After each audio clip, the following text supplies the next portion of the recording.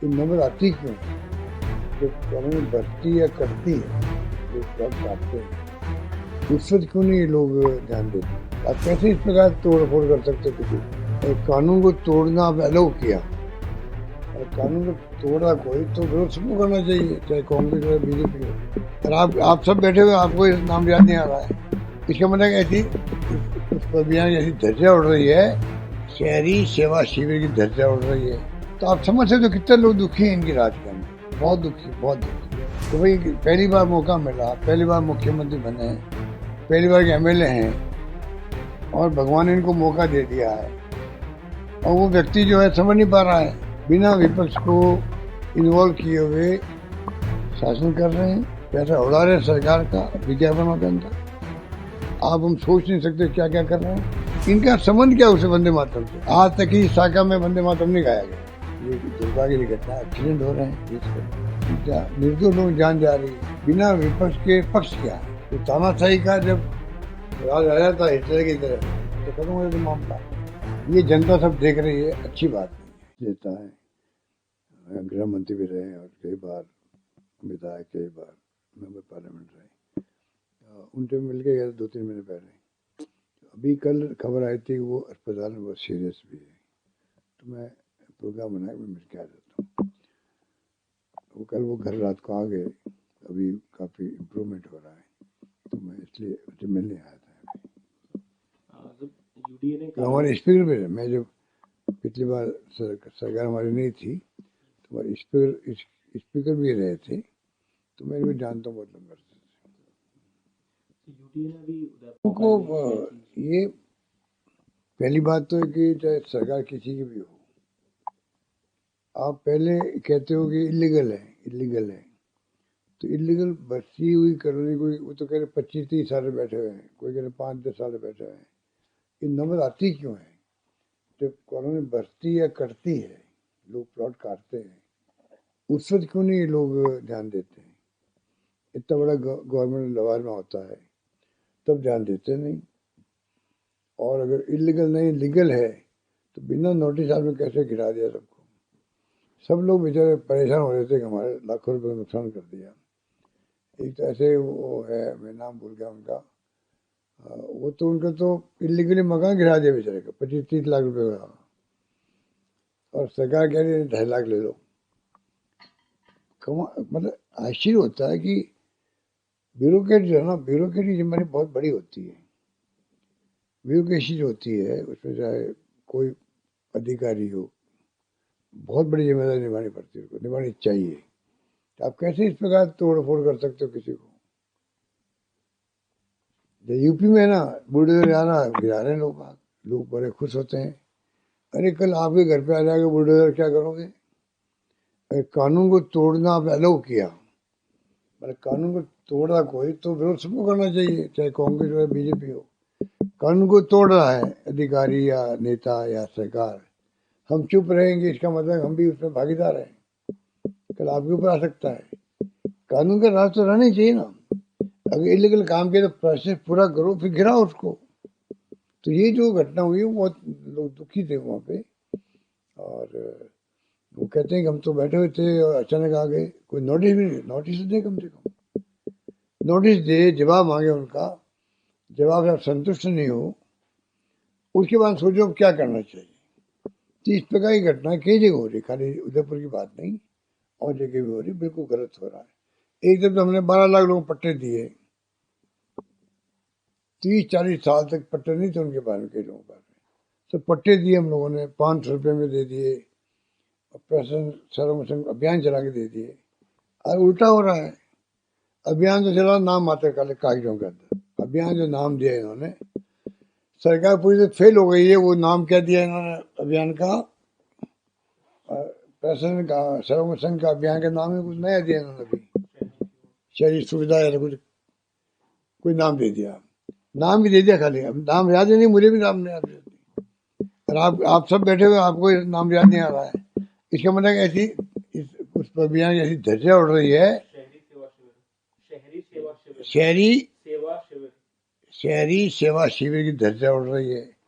वो कहा कि शहरी सेवा कर रहा है, लोग जवान पे आएंगे ना नाम, तो आप समझ सकते हो कितने लोग दुखी हैं इनकी राज के अंदर, बहुत दुखी, बहुत दुखी है। ये मुख्यमंत्री समझ नहीं पा रहे हैं, पद गए हैं, अचानक मालूम पड़ा सुबह में। ऐसी स्थिति इनके साथ नहीं हो जाए। मैं चिंता वो कर रहा हूँ कि भाई पहली बार मौका मिला, पहली बार मुख्यमंत्री बने, पहली बार के एमएलए हैं, और भगवान ने इनको मौका दे दिया है, और वो व्यक्ति जो है समझ नहीं पा रहा है। शहरी सेवा केंद्र, शहरी सेवा शिविर, बताइए अभी मॉनिटरिंग कौन कर रहा है उसकी? पता नहीं चलता नहीं चलता भी, पता ही नहीं कोई।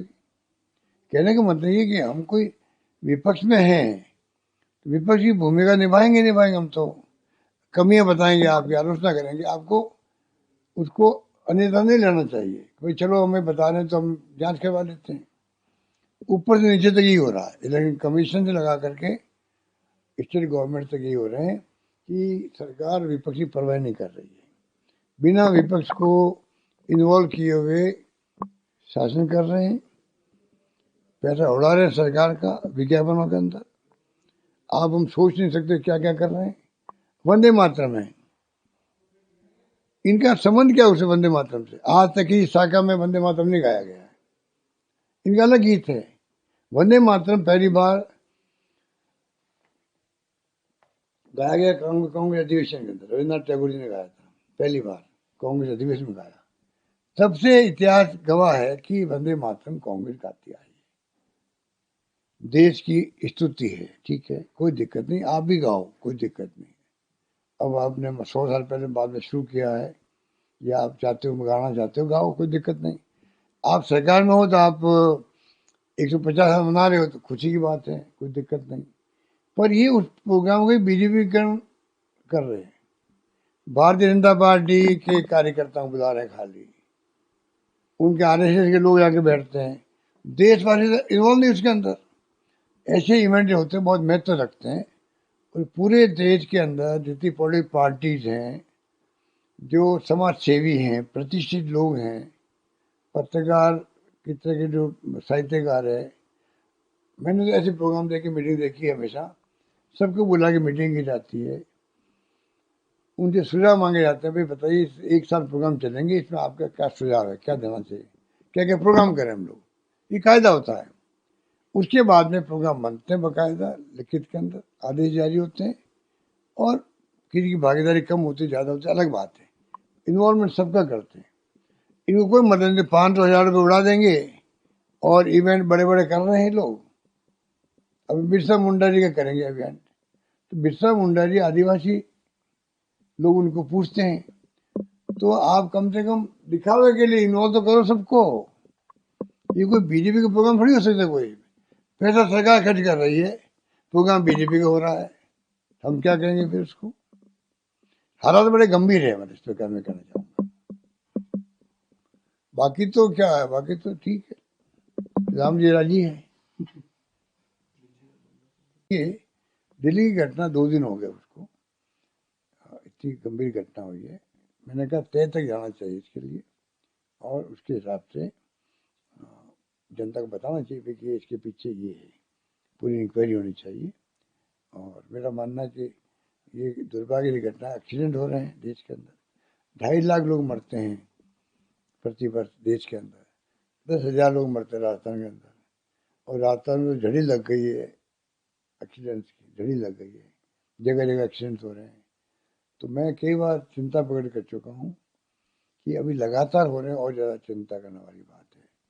आप इसके लिए कोई कमेटी बनाएं, डिपार्टमेंट पीडब्ल्यूडी का हो, ट्रांसपोर्ट डिपार्टमेंट होता है, पुलिस होता है, ट्रैफिक होता है, सबको मिला के आप एक बार मीटिंग कर लीजिए। मान लीजिए मुख्यमंत्री महोदय ने, उससे काम नहीं चलता, पूरी मॉनिटरिंग करो, निर्दोष लोग जान जा रही है, बताइए आप। तो ये कुछ बातें ऐसी होती है जो विपक्ष जो होता है, बिना विपक्ष के पक्ष क्या है, शासन तब होता है तो विपक्ष की भूमिका होती है डेमोक्रेसी के अंदर। कोई तानाशाही का जब राज आया था हिटलर की तरह, वो तो खत्म हो जाता मामला।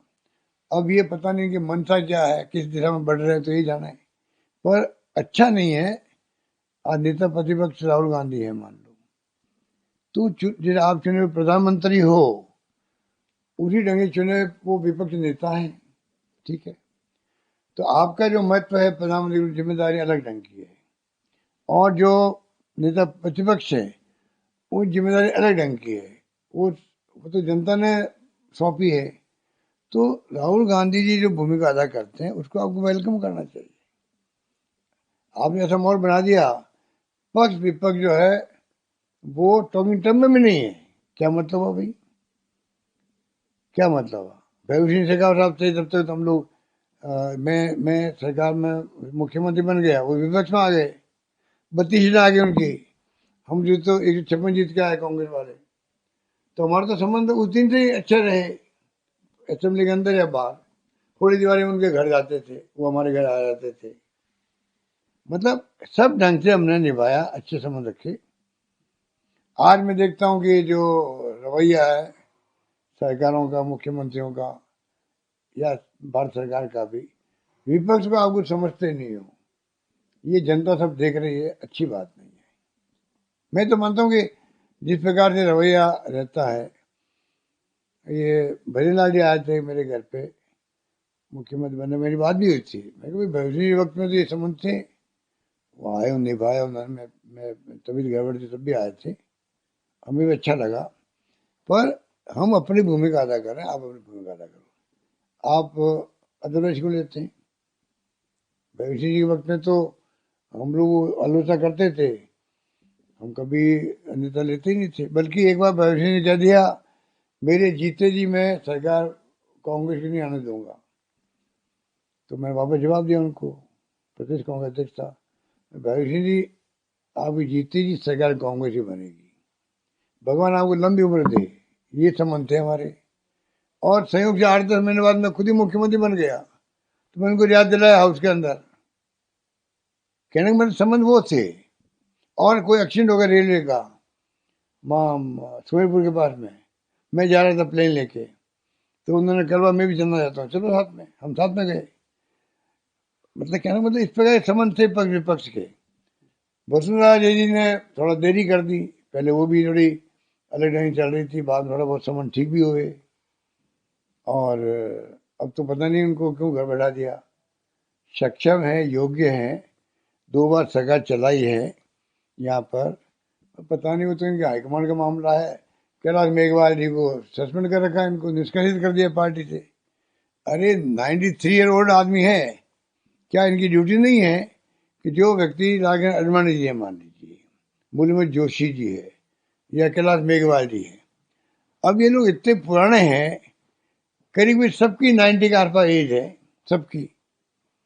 मान लो चुनाव में खड़े हो गए, मान लीजिए हो गए, कई बार ऐसी स्थिति बन जाती है, सपोर्टर पीछे पड़ जाते हैं, आपको खड़ा होना ही पड़ेगा। कई जगह होता है, जो रिबेल खड़े होते हैं अधिकांश जगह पर लोग घेर लेते हैं उनको, उनके चाहने वाले, उनके फॉलो करने वाले फॉलोवर्स। ऐसी स्थिति कर दी उनको मजबूरन फॉर्म भरना पड़ता है, और कई बार वापस उठना चाहे उनको अलाउ नहीं करते हैं। ये घटनाएं हुई है। अब कैलाश मेघवाल 93 ओल्ड आदमी है, मुझे तो आज मालूम पड़ा कि ये तो पार्टी से निष्कासित है। मुझे बहुत दुख हुआ कि क्या इनका ध्यान जाता ही नहीं है, मानवता की चीज है ही नहीं इनके अंदर।